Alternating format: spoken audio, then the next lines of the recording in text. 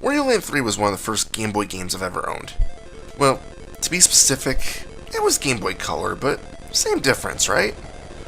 Anyway, I've been wanting to do a review of this one for a while now, because it was a fun game I remember fondly from my childhood. If you've never heard of Wario, he's basically the evil character from the Mario series when Koopa's on vacation.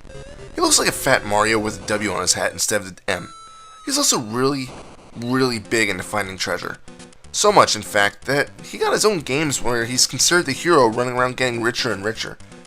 His get-rich-quick schemes usually have a catch. In this case, it involves him entering a magical kingdom from a music box. Basically, to rewind a little bit, Wario was flying in his plane, it crashed, and he finds a cave. Wario enters this cave, finds the music box, picks it up, and wham, he's sucked into the device. Some strange figure emerges and tells Wario to find the 5 magical music boxes to restore the figure's power so that it can send Wario back. This in itself wasn't too much of a deal to Wario, until the figure said that he can keep any treasure he found. Well, that's like setting a pound cake in front of a fat kid and telling him to go nuts. Anyway, that's the premise of the game. At its core, Wario Land 3 is a platformer. Wario moves around on a map, picking the stages that he wants to do. A short time after you begin, the game starts losing its linearity. More stages start unlocking, and since every level has 4 possible treasures, you can unlock them in any order, provided you have the correct items to proceed in them. See, these treasures serve multiple purposes. Although some of them are just useless treasures that just accumulate to the total, some of them are necessary to pass obstacles in the courses. Many times, you'll need to find a combination of them in order to remove one of the obstacles. For example, you might have a rock laying on the ground. If you find a treasure that looks like a bunch of seeds, a vine might come out of the ground, lifting the rock and showing a new passage, as you can now climb the vine to get to a higher area. Now a new treasure might be up there for you to take. The game repeats like this. You find treasures that unlock new areas of levels you last played. Eventually, you'll probably forget where you're supposed to go next, so at any time you can go visit the mysterious figure, and it'll tell you where you should go next. This doesn't mean that that's where you have to go, though. As long as you can keep track of everything, you can tackle any area in any order. Naturally, you don't want to waste your time and enter levels with no new areas to explore. But there are times where you'll have 4 or 5 available areas to look for treasures in. It's completely up to you where you want to go, and to be honest, it's not required to get all 100 treasures to complete the game. But what's the fun in not getting them? They're there, and you can't die, so go for it. In case you think you didn't hear me correctly, that's right, there's no death. Yet there's enemies, boss battles, and other stuff to annoy you. So how does that work? Well, many enemies will do nothing but simply push you back and stun you for a second. However, others will give you some good or bad side effects. Here's some examples. One enemy will throw donuts at our hero. If they connect, Wario immediately becomes overweight and can't move or jump nearly as well. Although this is typically an adverse effect, you can use this extra weight to smash through blocks Wario wouldn't normally be able to smash. Another example is a caterpillar that crawls around. If Wario runs into it, he'll become encompassed in a ball string, rolling out of control and smashing through special blocks until walls stop his path of destruction. One last example and I'll move on. You can touch a group of bats to become a vampire. The only advantage to this is being able to fly to new areas, and touching water or light will turn Wario back to normal. I mention these alterations because many of them are required to solve a puzzle in the stages, whether it be to pass an obstacle or gain access to a hidden area. Some of these mutations can break specialized blocks that cannot be destroyed by normal Wario. For example, if you see one of those blocks with a donut symbol, you'll know that you need Fat Wario to break it. There will be times as you're playing when you reach a block you can't break at that immediate moment, so you'll need to go back to it later on when you got the required ability. In addition to the temporary alterations Wario takes on, you can also find power-ups through the levels. These special power-ups you acquire from the treasures are permanent in nature, and will never disappear at any point.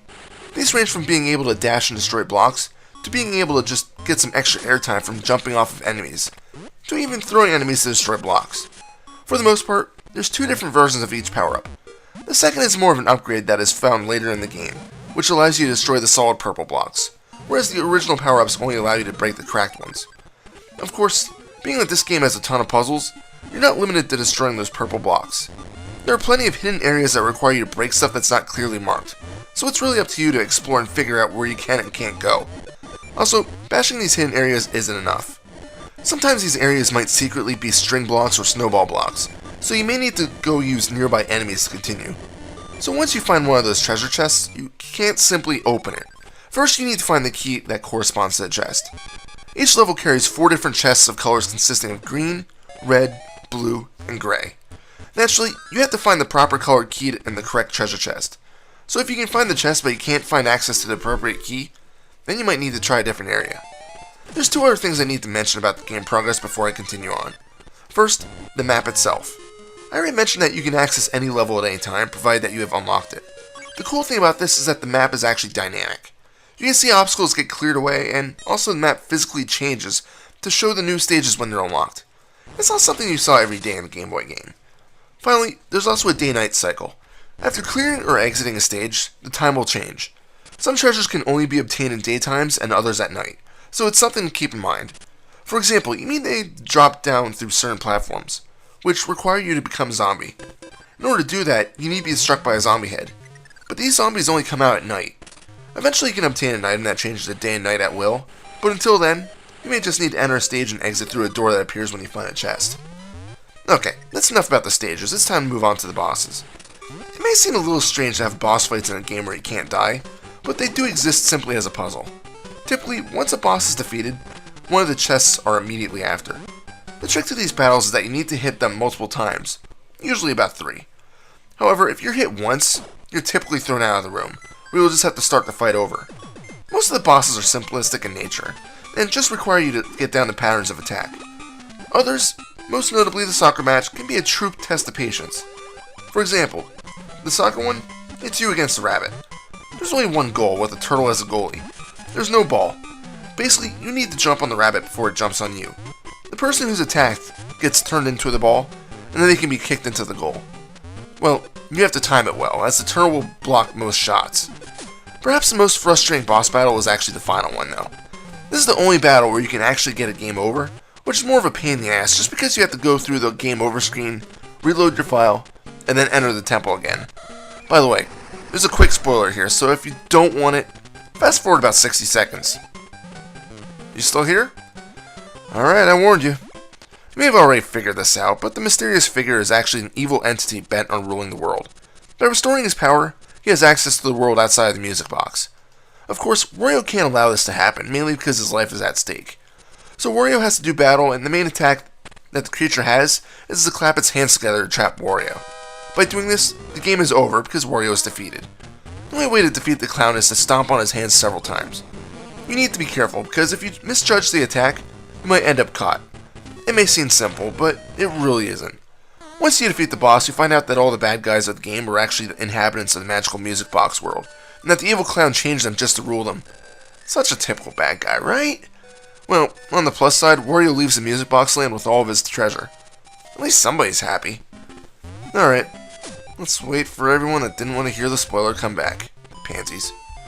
Let me check my watch here. Alright, I think we're set. For those who skipped ahead, welcome back. There's only a few more things I need to discuss. As you're running around finding riches, you may come across solid blocks that mention a minigame. This minigame is golf. That's right, golf. Don't worry, it's not like it's an 18-hole sort of deal that's going to tie up your entire afternoon. Instead, you have to attack an enemy so that it gets propelled into a hole. There's sand traps, water, and lava hazards. If you fail, you can always try again, but it'll cost you. In the beginning of the game, it only costs about 10 coins to play, but later on, you'll need to pay about 30 or more.